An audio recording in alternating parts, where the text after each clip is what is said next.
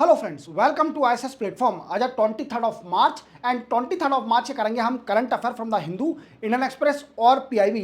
Lecture start करने से पहले मैं आपको इन्फॉर्म करना चाहूँगा कि जो भी मेरा सब्सक्राइबर है वो बेल आइकन प्रेस जरूर कर ले, क्योंकि क्या है कि बेल आइकन अगर प्रेस नहीं करोगे तो आपको मेरे नए वीडियो की नोटिफिकेशन नहीं मिलेगी, और नए वीडियो की नोटिफिकेशन नहीं मिलेगी तो आपकी वीकेंड से इंपोर्टेंट वीडियो मिस हो सकते हैं। चलते अपन वीडियो स्टार्ट करते हैं। देखो, जैसे कि आप जानते हो कि पहले इंडेक्स बताता हूं, तो सबसे पहले अपन पढ़ेंगे USA revoke temporary status of over 5 lakh migrant from 4 countries.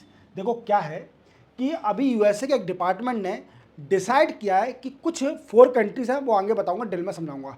उन कंट्री के जो माइग्रेंट यूएसए में रह रहे हैं उनको टेम्परेरी जो परमिट मिला हुआ रहने के लिए वो क्यों दिया गया है ये भी बताऊंगा। उनको डिपोर्ट किया जाएगा, उनकी कंट्री में उनको डिपोर्ट किया जाएगा। समझ रहे हो, एंटी इमिग्रेशन बताया था। चलते बनाएंगे joint action committee for fair delimitation commission. देखो क्या है कि मैं ये 2 महीने से बता रहा हूँ आपको। क्या था, अमित शाह जी साउथर्न स्टेट में गए थे और वहाँ पर उन्होंने अनाउंस कर दिया कि एज डिसाइडेड है जो कि 2026 में डीलिमिटेशन कमीशन सेटअप होगा। इससे क्या हुआ, साउथर्न स्टेट कंसर्न करने लगी और उन्होंने डिसाइड किया कि सारी साउथर्न स्टेट हैं वो सारी एक जॉइंट एक्शन कमेटी अरेंज करेंगी और वहाँ डिस्कस करेंगी कि क्या क्या होना चाहिए डीलिमिटेशन कमीशन के साथ। अब मैं आपको डिटेल में समझाऊंगा कि डीलिमिटेशन कमीशन से क्यों साउथर्न स्टेट्स घबरा रही हैं और इसके साथ क्या प्रॉब्लम है साउथर्न स्टेट को कि डीलिमिटेशन कमीशन से क्या हो जाएगा और डीलिमिटेशन कमीशन होता क्या है ये भी बताऊंगा। Then after West Bengal launch mobile app for police personal. देखो क्या है कि पुलिस रिफॉर्म के लिए पुलिस पर्सनल में कुछ ना कुछ उनके लिए सही होना चाहिए, क्योंकि मुझे लगता है कि इस दुनिया में सबसे गंदी नौकरी जो है वो पुलिस वालों की है। वो क्योंकि गंदी इसलिए है, ऐसा नहीं है कि नौकरी गंदी है, नौकरी गंदी इसलिए है क्योंकि 24/7 की वो नौकरी है। समझ रहे हो, ना पुलिस वाला अपनी फैमिली को समय दे पाता है, ना वो कहीं घूम पाता है, और जब रिटायर हो जाता है तो उसको हार्ट की प्रॉब्लम कई सारी हो जाती है, बीमारियां हो जाती है, क्योंकि पुलिस की नौकरी में इतना प्रेशर है, इतना प्रेशर है।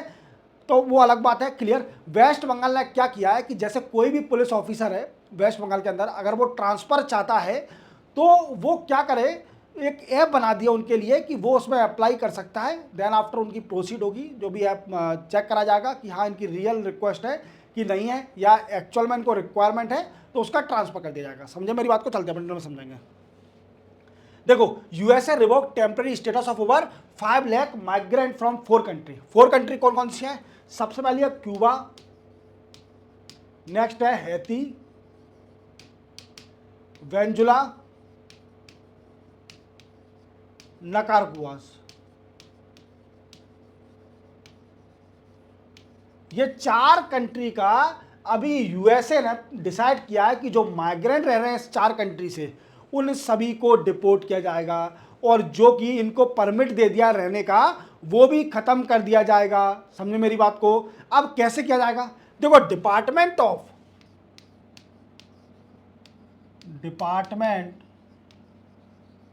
ऑफ होमलैंड सिक्योरिटी ने डिसाइड किया है कि इन सभी सिटीजन, इन चारों कंट्री के सिटीजनों का वीज़ा और इवन इनका टेम्परेरी परमिट जो अलाउ है यूएसए में रहने के लिए वो सब खत्म कर दिया जाएगा। और ये जितने भी सिटीजन हैं, मींस कितने सिटीजन हैं, 5 लाख सिटीजन हैं। कितने हैं? 5 लाख सिटीजन हैं सिर्फ 4 कंट्री से। इन सभी को उनकी कंट्री में भेजा जाएगा। अब ये कंट्री में आए कैसे, मैं आपको बताता हूँ।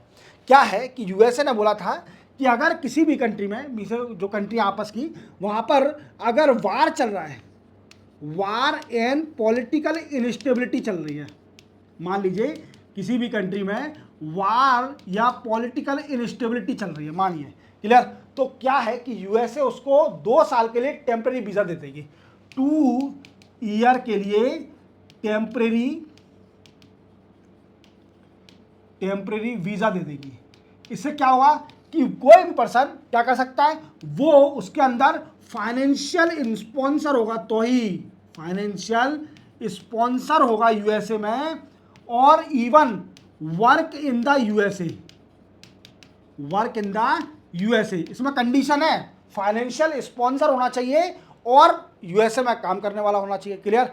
तो ही आपको 2 साल के लिए परमिट मिल जाएगा। क्लियर, ये कंडीशन थी। बट क्या हुआ, डोनाल्ड ट्रंप साहब ने डिसाइड किया, जैसे आप जानते हो कि डोनाल्ड ट्रंप साहब 2 चीज़ पर फोकस कर रहे हैं। एक फोकस कर रहे हैं टैरिफ, वो कंट्रियां ढूंढते हैं कि किस कंट्री पे आज मैं सुबह उठ के टैरिफ इम्पोज कर दूं। वो मतलब मैं क्या बोलूं कि डोनाल्ड ट्रंप साहब सुबह उठते होंगे, ब्रश करते ही पहले ये सोचते होंगे कि वर्ल्ड का मैप ऐसे घुमाते होंगे और जो कंट्री दिख गई अच्छा ये दिख रही है मुझे, ठीक है, इस पर टैरिफ इम्पोज कर दो। उनका तो आया चल रहा है, और गलती से हमारा इंडिया भी फंस गया था उस मैप में घुमाते घुमाते। क्लियर, तो मजाक की बात है। क्लियर, तो वो अलग बात है। टैरिफ पहला है इनका टैरिफ, और दूसरा है एंटी इमिग्रेशन। एंटी इमिग्रेशन क्या भाई? देखो ये क्या है कि अगर तुमने थोड़ी सी भी गलती कर दी, तुम अगर किसी दूसरी कंट्री के सिटीजन हो और अगर तुमने थोड़ी सी भी गलती कर दी, if you are not complying with a USA law, you are not complying with a USA law, तो आप तैयार हो जाओ डिपोर्ट होने के लिए अपनी कंट्री में। इनका रूल है। जैसे अभी मैंने आपको कल ही बताया था प्रीवियस में, एक रंजनी श्रीनिवासन थी, वो सेल्फ डिपोर्ट हुई। एक खान भी साहब थे जिनको डिपोर्ट सेल्फ डिपोर्ट करने वाले थे पर उनको अरेस्ट कर लिया। क्लियर, वो कर क्या रहे थे? वो हमास का सपोर्ट कर रहे थे। इसराइल और हमास में जो वार चल रहा है वो हमास का सपोर्ट कर रहे थे। समझे मेरी बात को? देन आफ्टर क्या हुआ, और कई सारे बच्चों को जो स्टूडेंट थे यूएसए में इंडियन, उनको भी डिपोर्ट कर दिया। क्यों कर दिया भाई? क्योंकि उनका वीज़ा एक्सपायर हो गया था। देन आफ्टर कुछ यूएसए के लॉ हैं उनके अगेंस्ट था। इवन मैं आपको बताऊं कि हमारी एक्सटर्नल अफेयर मिनिस्ट्री ने गाइड भी कराए। क्या कराए? सुन लो मेरी बात, जो यूएसए में रह रहा हो तो अगर उसको गाइड भी किया है मिनिस्ट्री ऑफ एक्सटर्नल अफेयर ने कि आप यूएसए के लॉ के बिल्कुल खिलाफ ना जाएं। अगर जितने भी सिटीजन हमारे इंडियन सिटीजन यूएसए में रह रहे हैं तो उन सभी को मिनिस्ट्री ऑफ एक्सटर्नल अफेयर ने डायरेक्ट किया है कि never do anything which is against the USA law. समझे मेरी बात को? ऐसा कुछ ना करें जो कि यूएसए के लॉ के अगेंस्ट हो। मिनिस्ट्री ऑफ एक्सटर्नल अफेयर ने डायरेक्ट डायरेक्शन दिया है जो भी हमारे इंडियन सिटीजन रह रहे हैं। क्लियर, तो समझे मेरी बात को? तो यही कहानी थी। 4 कंट्रियों के नाम याद रखना। देखो मैं आपको बताऊं, मैं यूएसए के डिसीजन क्यों बता रहा हूं। आप सोचते होंगे कि सर डोनाल्ड ट्रंप साहब ट्रेंड में चल रहे हैं इसलिए आप यूएसए को ज़्यादा फोकस करते हो। देखो मेरा मोटिव ये नहीं है, मैं आपको सच बताता हूं कि डोनाल्ड ट्रंप साहब पे आपको क्वेश्चन डेफिनेटली आना है, मैं लिख के देता हूँ। इसलिए उनके हर डिसीजन इंपॉर्टेंट हैं, क्योंकि क्या है कि UPSC is all about update with current issues. Clear, Donald Trump साहब ने इतने डिसीजन ले लिए हैं तो उनका एक एक पॉइंट भी ध्यान रखना। क्लियर, आप एक ऐसे भी लिख सकते हो उनके ऊपर। क्लियर, टैरिफ से लेकर हर चीज, Gulf of Mexico, Gulf of America, tariff impose on Canada, Mexico, China, BRICS को धमकी देना, फिर ये रशिया यूक्रेन का वार कराना, जेलेंस्की को व्हाइट हाउस में ऑफिस में करवाना। Clear, then after Saudi Arabia में जेलेंस्की को बिठा के पीस टॉक करवाना। हर चीज पर, हर चीज के डिसीजन याद रखना उसके। समझे मेरी बात को? चलते बनाएंगे। देखो joint action committee for fair delimitation commission. देखो डीलिमिटेशन कमीशन होता क्या है? सबसे पहला क्वेश्चन बनता है कि व्हाट इज डीलिमिटेशन कमीशन। देखो जैसे कि आप जानते हो कि हमारी पार्लियामेंट में कई सारे रिप्रेजेंटेटिव हैं, याद करते हो, पर आपको पता है कि ये जितने भी रिप्रेजेंटेटिव हैं ये बराबर बराबर पॉपुलेशन को रिप्रेजेंट करते हैं। ऐसा नहीं है कि इनकी पॉपुलेशन, जैसे मानिए किसी कंस्टिट्यूएंसी बड़ी है और किसी कंस्टिट्यूएंसी छोटी है, तो इसका मतलब ये नहीं है कि है ना उसको कम पॉपुलेशन रिप्रेजेंट कर रहा है, वो बराबर पॉपुलेशन रिप्रेजेंट कर रहा है। क्योंकि क्या है, जो कंस्टिट्यूएंसी होती हैं उनका डिवीजन किया जाता है on the basis of population, not on the basis of area. समझे मेरी बात को? क्या है, जो पार्लियामेंट में हमारे जितने भी एमपी हैं तो वो स्टेट से, कई सारे डिफरेंट स्टेट से हैं, जैसे आप जानते हो। अब इन स्टेट से हैं, किसी स्टेट में ज़्यादा एमपी हैं, किसी स्टेट में कम एमपी है। ऐसा क्यों? क्योंकि क्या है कि किसी स्टेट में ज़्यादा पॉपुलेशन है तो उसके एमपी ज़्यादा हैं, किसी स्टेट में कम पॉपुलेशन है तो उनके एमपी कम है। तो क्या है कि हमारे इंडिया में जो एमपी होते हैं, मेंबर ऑफ पार्लियामेंट, वो पॉपुलेशन बेसिस पर होते हैं। और डीलिमिटेशन कमीशन इसलिए सेटअप करा जाता है कि शायद सीट बढ़ानी हो, कम करनी हो, क्योंकि क्या है, पॉपुलेशन अगर एनहांस हो जाएगी तो डेफिनेटली सीट बढ़ेगी उसमें पार्लियामेंट में, और अगर पॉपुलेशन कम हो जाएगी देश की तो सीट रिड्यूस हो जाएंगी पार्लियामेंट में। और आप जानते हो कि सीट हमेशा हमारे कंट्री में, मतलब सीट कह रहा हूँ, सॉरी, हमारे कंट्री में पॉपुलेशन हमेशा बढ़ी है, तो डेफिनेटली पार्लियामेंट में सीट बढ़नी है। अब डीलिमिटेशन कमीशन कब सेटअप हुआ था? तो डीलिमिटेशन कमीशन सबसे पहले 1953 में सेटअप हुआ था, देन आफ्टर 1962 में, देन आफ्टर 1972 में, क्लियर, फिर 2002 में। देखो ये सेटअप हुए थे डीलिमिटेशन कमीशन। अब क्या हुआ भाई, अब क्या हुआ कि 2002 में अटल बिहारी वाजपेयी पीएम थे। जैसे आप जानते हो कि अटल बिहारी वाजपेयी पीएम थे, अटल बिहारी वाजपेयी, और अटल बिहारी वाजपेयी ने 2002 में बोल दिया था कि अब डीलिमिटेशन कमीशन सेटअप नहीं होगा टिल 2026। क्या है कि 2026 तक अब डीलिमिटेशन कमीशन सेटअप नहीं होगा। अब ना ही पार्लियामेंट की सीटें बढ़ेंगी, ना ही पार्लियामेंट की सीटें घटेंगी 2026 तक। और एक सेंसस भी 1971 का सेंसस देखा जाएगा। कौन सा? 1971 का सेंसस देखा जाएगा। उसी बेसिस पर स्टेट को सीट मिलेंगी पार्लियामेंट के अंदर। समझे मेरी बात को? अब 2026 आने वाला है, टाइम पीरियड खत्म हो रहा है, तो क्या है कि अब अमित शाह जी चाहते हैं कि फिर से डीलिमिटेशन कमीशन सेटअप हो इन 2026। अब साउथर्न स्टेट को इसकी वीकेंड से भनक लग गई, इवन भनक क्या बोलेंगे कि उनको इन्फॉर्म हो गया, और उन्होंने बोला उनका ऑब्जेक्शन, मतलब ऑब्जेक्शन उठाना स्टार्ट कर दिया। क्या ऑब्जेक्शन उठाना? भाई ऐसा क्यों? ये तो अच्छी बात है कि नए सेंसस से सीटें होंगी। साउथर्न स्टेट का कहना है कि हमारी सीटें रिड्यूस हो जाएंगी पार्लियामेंट में। क्यों भाई? क्योंकि साउथर्न स्टेट का कहना यह है कि हमारी स्टेट में 1971 के बाद से पॉपुलेशन रिड्यूस हुई है, ना कि बढ़ी है। समझे मेरी बात को?